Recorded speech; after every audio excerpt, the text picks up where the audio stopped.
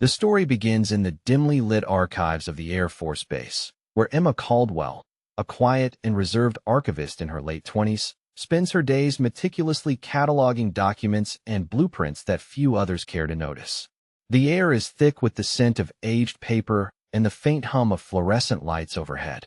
Emma's workspace is cluttered with stacks of faded maps, technical drawings, and yellowed reports, all silent witnesses to decades of aviation history. Despite the monotony of the environment, Emma finds a quiet satisfaction in her work, knowing that preserving the past is a vital, if overlooked, duty.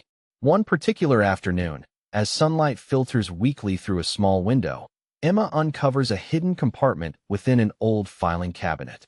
Inside, she finds a set of blueprints unlike any she's seen before, intricately detailed diagrams of an aircraft design that appears revolutionary, yet unfamiliar. The lines and annotations are precise, but the document lacks any clear identification or date. Emma's curiosity ignites. This forgotten design could be a lost chapter in aviation history. She carefully spreads the blueprints across her desk, tracing the sleek contours and innovative features with a mix of wonder and disbelief. Emma's supervisor, Major Reynolds, a stern man with little patience for distractions, passes by her desk. Noticing the blueprints, he raises an eyebrow. "Anything interesting, Caldwell?" Emma hesitates, then replies softly, "I think I found something important. These designs might be from a project that never made it past the drawing board. It looks advanced, maybe decades ahead of its time." Major Reynolds glances briefly at the papers, then shrugs dismissively. "Old files like that get misplaced all the time. Don't waste your energy chasing ghosts. We have more pressing matters." Emma nods, though disappointment flickers across her face. She knows bureaucracy often stifles the kind of discovery she craves. Still, she remains determined to learn more. Her colleagues, mostly indifferent or skeptical, offer little encouragement. In the break room, a fellow archivist named Linda mentions the upcoming budget cuts threatening their department. "If they shrink the archives any further, we won't have a place to store anything, let alone dig through old blueprints," Linda says, her tone weary. Emma listens, but keeps her enthusiasm guarded. She understands the stakes are high, not just for the archives, but for herself. The blueprints represent more than history. They could be a key to innovation, yet her role feels too minor to push such a cause. Still, she resolves to pursue the mystery quietly. Back at her desk, Emma begins cross-referencing the blueprints with existing records. She pores over decades-old memos and engineering notes, piecing together fragments of information. The design's features hint at revolutionary technologies, advanced aerodynamics, novel propulsion concepts, and materials that would have been cutting edge at the time. But the project's name and fate remain elusive. Recognizing the limits of her access, Emma reaches beyond the base's walls. She contacts retired engineers and aviation historians, reaching out via email and phone calls in the evenings after work. These experts listen with growing interest as Emma shares her findings. One retired aerospace engineer, Thomas Grant, recalls rumors of a classified experimental aircraft from the Cold War era, a project abruptly shelved and buried in secrecy. Thomas encourages Emma to keep digging, warning her that bureaucratic inertia and politics often bury promising ideas before they can see the light of day. "You have to be careful," he advises, "but what you found could be more than just a forgotten design. It might redefine how we think about flight." Emma's nights grow restless as she juggles her official duties with this clandestine research. She wrestles with doubt and fear. Low in rank, she risks reprimand or ostracism if she pushes too hard. Yet, the weight of history and the promise of innovation fuel her resolve. Late one evening in the archives, Emma sits alone under the flickering lights, surrounded by stacks of documents and flickering computer screens. She contemplates the significance of her discovery. The blueprints are more than lines on paper. They represent a story untold, a potential breakthrough lost to time. Her fingers hover over the schematics as she whispers to herself, "This can't stay buried." The next day, Emma tentatively brings the blueprints to Major Reynolds again, hoping for a different response. She explains the potential impact in greater detail, emphasizing the innovative aspects and the need for further investigation. Major Reynolds listens, his expression unreadable. I appreciate your enthusiasm, Caldwell, he says finally, but you have to understand the chain of command. These things don't move fast, and there are bigger priorities.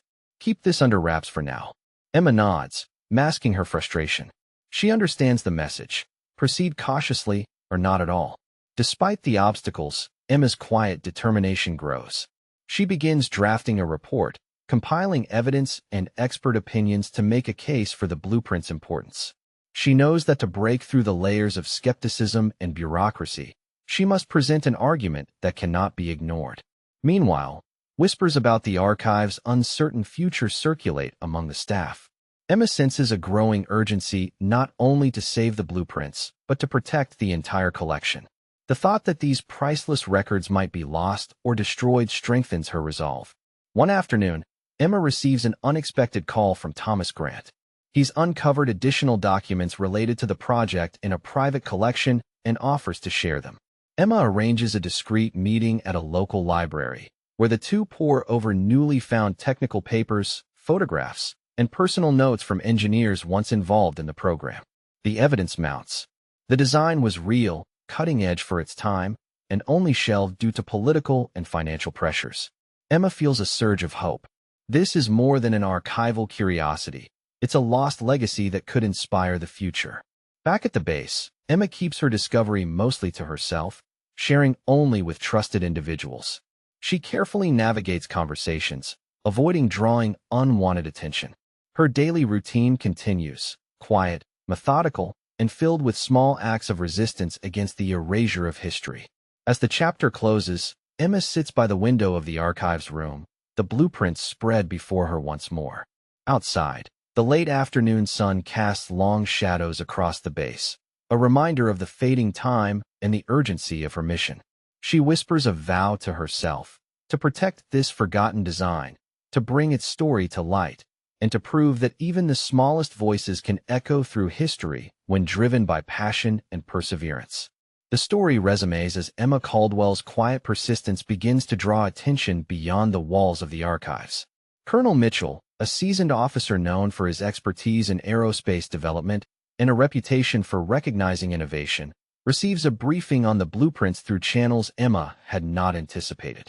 The report, carefully compiled and supported by expert testimonies, piques his interest. Unlike others, Colonel Mitchell sees potential in the forgotten design, sensing that it could restore the Air Force's competitive edge in a rapidly evolving technological landscape. One morning, Emma is summoned to a conference room, its walls lined with framed photographs of historic aircraft and decorated veterans. There, Colonel Mitchell awaits, his demeanor commanding but approachable. "Miss Caldwell," he begins, "I've reviewed your findings. This design you uncovered, it's impressive. Why hasn't anyone pursued it before?" Emma, nervous but resolute, explains the bureaucratic roadblocks and skepticism she faced. "It's been buried in the archives, overlooked and dismissed. But I believe it holds promise, technological advancements that could still be relevant today." The colonel nods thoughtfully. "Your dedication is commendable. I intend to support moving this forward. We need to bring this to the attention of the top brass." Encouraged by the colonel's backing, Emma is invited to present the blueprints at an emergency high-level briefing.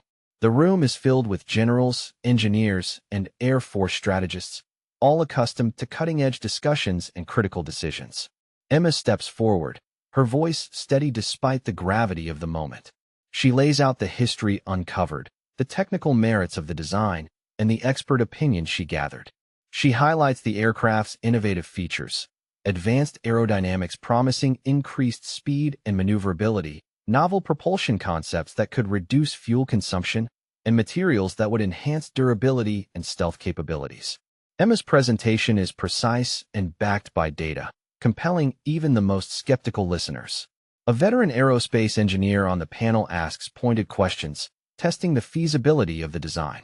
Emma replies confidently, referencing the corroborated documents and the testimony of retired experts like Thomas Grant. While the technology was ahead of its time, modern materials and manufacturing methods could make this design viable, she explains. The room buzzes with murmurs as the implications sink in. Colonel Mitchell steps in, reinforcing Emma's points and stressing the strategic advantage such an aircraft could provide. Reviving this project could give us a critical edge, both in defense and in aerospace innovation. After intense deliberations, the commanding general clears his throat. This is a rare opportunity to reclaim a lost legacy and push the boundaries of our capabilities. I approve the allocation of funds to develop a prototype. Miss Caldwell, you will be formally recognized for your role in this discovery and will be included in the project team. The weight of the moment settles on Emma. She feels a mixture of pride, relief, and the daunting knowledge that her life is about to change. No longer just an archivist, she is now a pivotal figure in an initiative that could reshape the future of aviation. Following the briefing, Emma is introduced to a team of engineers and project managers tasked with bringing the blueprint to life. The atmosphere is electric, an intersection of history and cutting-edge technology. Emma's role shifts from researcher to active participant, bridging the gap between past and present. One afternoon, as the prototype takes shape in a secure hangar, Emma watches the technicians assemble sleek components, their work echoing the meticulous precision captured in the blueprints she uncovered. She exchanges conversations with lead engineer Sarah Jacobs, who shares insights about adapting the original design with modern materials. "It's incredible," Sarah says, "how ahead of its time this project really was. With today's technology, we can overcome the limitations that stopped it decades ago." Emma nods, feeling a deep connection to those unknown engineers who first dreamed of this aircraft. It's like we're finishing their work, giving it the respect it deserves. As testing protocols are established, Emma is included in briefings and strategy sessions, her archival knowledge proving invaluable in understanding the original design's intentions and potential pitfalls. Her colleagues begin to see her not just as an archivist, but as an essential contributor whose expertise bridges history and innovation. Meanwhile, the broader Air Force community takes notice. News of the project's revival spreads cautiously at first, then with growing enthusiasm. The initiative becomes a symbol of what can be achieved when persistence and vision meet opportunity. One evening, Emma receives an email from Thomas Grant, who has been following the progress with pride. "You've done what many thought impossible," he writes. "This project is no longer just history, it's the future." Emma replies with gratitude, her thoughts reflecting on the journey from dusty archives to cutting-edge hangars. She feels a profound sense of purpose, knowing that her passion for preserving history has helped unlock a new chapter. As the prototype nears completion, Colonel Mitchell calls Emma into his office. The walls are adorned with plaques commemorating past achievements, and the air is charged with anticipation. "Miss Caldwell," he says, "your work has changed how we value the past and envision the future. Keep pushing forward. This is only the beginning." Emma leaves the office with renewed determination. The path ahead is challenging, but the project offers a chance to make a lasting impact. She understands that innovation often requires champions who see beyond obstacles and embrace the unknown. The story closes on a pivotal day. In the secure hangar, under the watchful eyes of engineers, officers, and invited guests, the prototype aircraft stands gleaming.